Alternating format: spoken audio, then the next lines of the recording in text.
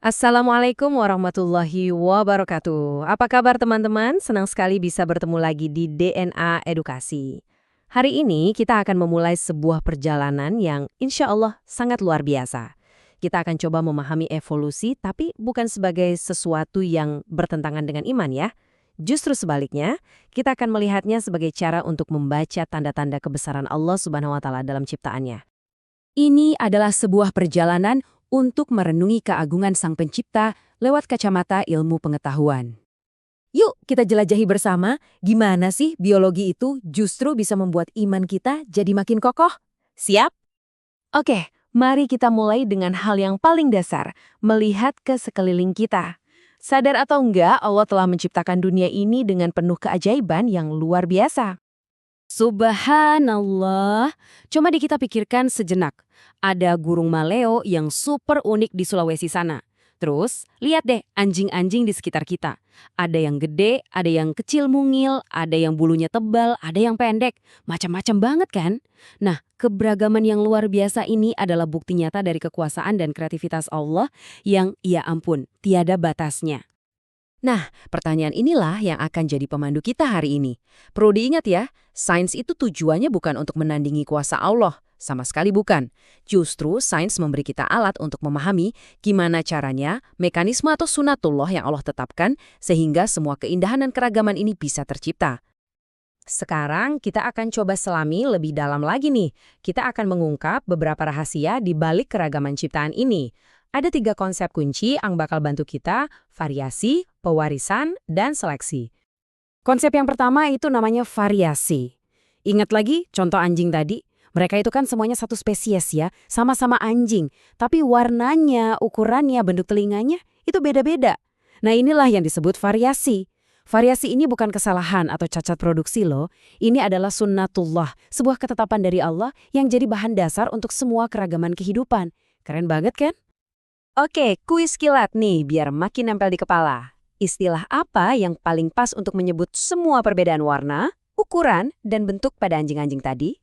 Yap, betul sekali. Jawabannya adalah variasi. Oke, lanjut ke konsep kedua, pewarisan.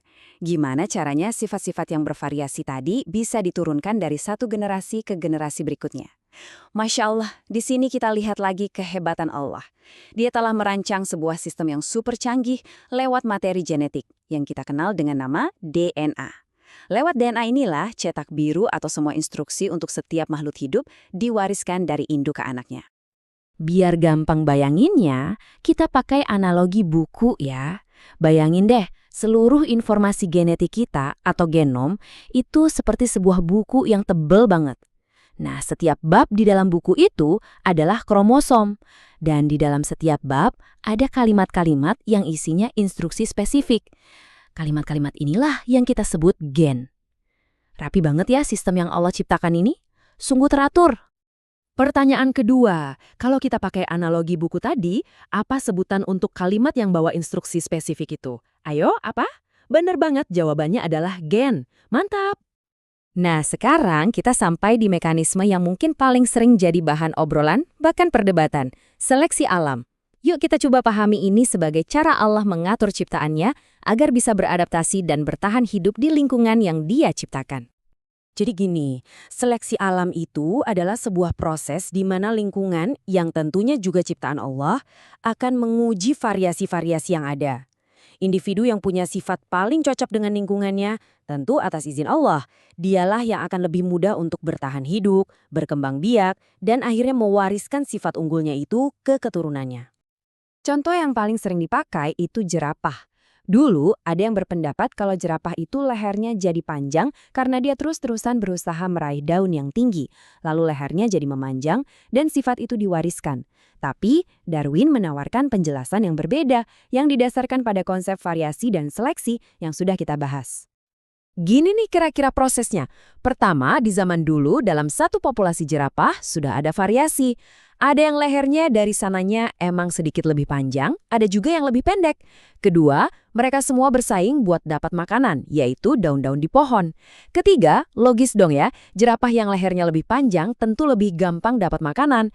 Akhirnya mereka lebih sehat dan lebih besar kemungkinannya buat bertahan hidup. Nah yang keempat, karena mereka yang bertahan hidup, merekalah yang bisa kawin dan punya anak. Dan akhirnya mewariskan sifat leher panjang itu ke anak-anaknya. Lama-kelamaan, generasi-generasi berikutnya, sifat leher panjang inilah yang jadi dominan. Kuis terakhir untuk bagian ini, menurut penjelasan tadi, kenapa jerapah yang lehernya panjang lebih mampu bertahan hidup? Simpel kan? Jawabannya adalah karena mereka bisa menjangkau sumber makanan dengan lebih baik di lingkungan mereka. Oke, dengan bekal pemahaman soal variasi, pewarisan, dan seleksi alam, para ilmuwan bisa mulai menyusun semacam peta kekerabatan di antara makhluk-makhluk hidup. Eits, tunggu dulu. Ini bukan berarti mencari nenek moyang yang sama seperti yang sering disalahpahami ya. Tujuannya adalah untuk melihat pola desain dan hubungan yang telah Allah ciptakan. Salah satu alat yang dipakai itu namanya kladogram. Alat ini bantu kita melihat hubungan berdasarkan ciri-ciri fisik yang sama. Nah, coba perhatikan contoh sederhana ini. Di sini kita lihat ada beberapa hewan. Ilmuwan mengelompokkan mereka berdasarkan ciri yang dimiliki bersama. Contohnya, tuna, salamander, kura-kura, dan macan tutul, mereka semua sama-sama punya tulang belakang. Oke, satu kelompok. Terus, dari kelompok itu, salamander, kura-kura, dan macan tutul punya kesamaan lain. Mereka bisa jalan pakai 4 kaki. Makin spesifik kan? Terakhir di antara mereka semua, cuma macan tutul yang punya rambut. Nah, ini menunjukkan adanya tingkatan dalam kesamaan ciri. Oke, sekarang kita coba baca diagramnya. Berdasarkan ciri-ciri yang ada di tabel, hewan mana yang punya hubungan kekerabatan paling dekat sama macan tutul? Gimana? Udah ketemu? Kalau kita lihat, kura-kura itu berbagi 2 ciri sama macan tutul, punya tulang belakang dan 4 kaki. Sementara tuna cuma berbagi 1 ciri, yaitu tulang belakang. Jadi, kesimpulannya kura-kura punya kekerabatan yang lebih dekat. Akhirnya, kita sampai di bagian yang paling penting menurut saya. Gimana caranya semua ilmu yang kelihatannya rumit ini justru bisa menambah keimanan kita kepada Allah Subhanahu wa Ta'ala? Yuk, kita simpulin bareng-bareng. Adanya variasi itu menunjukkan betapa maha kreatifnya Allah.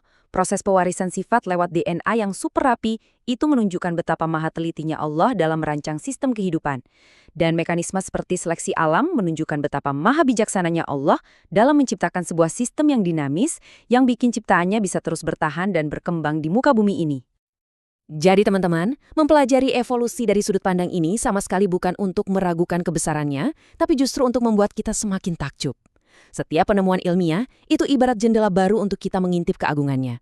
Dan ini semua jadi pengingat buat kita tentang amanah besar kita sebagai khalifah di bumi untuk menjaga setiap jengkal ciptaannya dan terus belajar agar kita bisa lebih mengenalnya.